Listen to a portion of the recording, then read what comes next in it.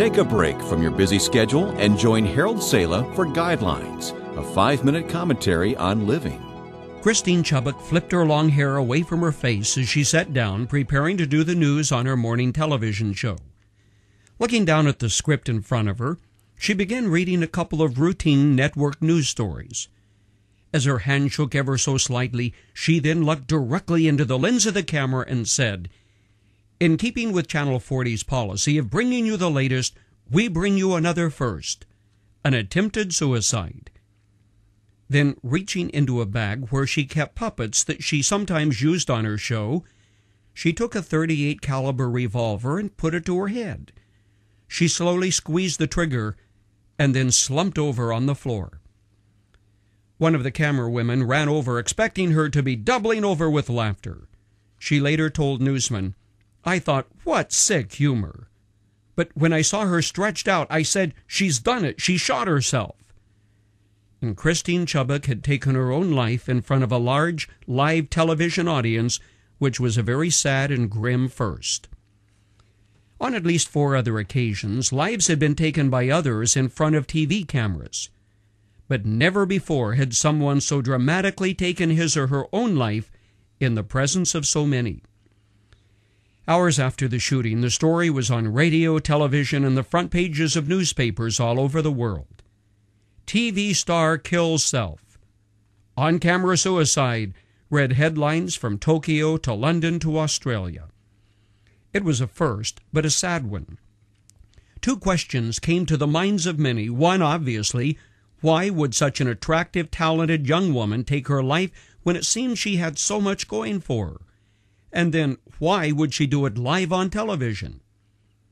The answers don't satisfy. The clinical answer was that she was depressed. She wanted to get married, but friendships had resulted in frustration. A few days before, she told the news director, Mike Simmons, that she wanted to do a film piece on suicide. He told her, go ahead. That's when she contacted the police department, who told her the best way to accomplish the grim task. Money was no problem. She was from an upper-middle-class family and received a pretty decent salary for her morning program. Possibly her mother zeroed in on the why she did it when she told reporters at the hospital there was just nothing in her life that she lived for, and subsequently nothing she died for. Chris's death caught the attention of people because she was in front of a camera. But I can't help thinking that she is simply one of thousands whose lives are just as empty, who call it quits, take their own lives, and then simply fade out from the register of the living.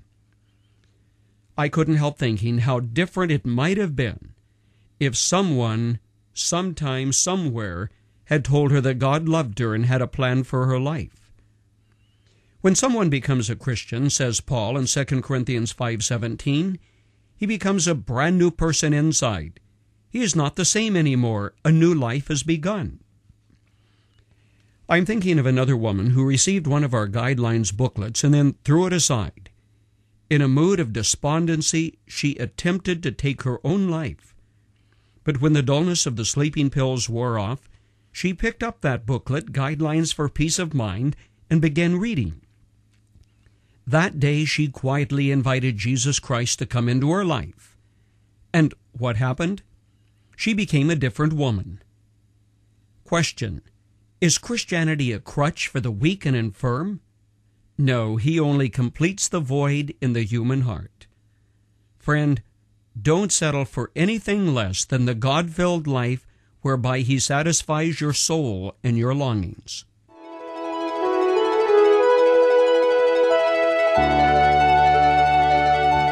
You have just heard Guidelines. I'm Dr. Harold Sala.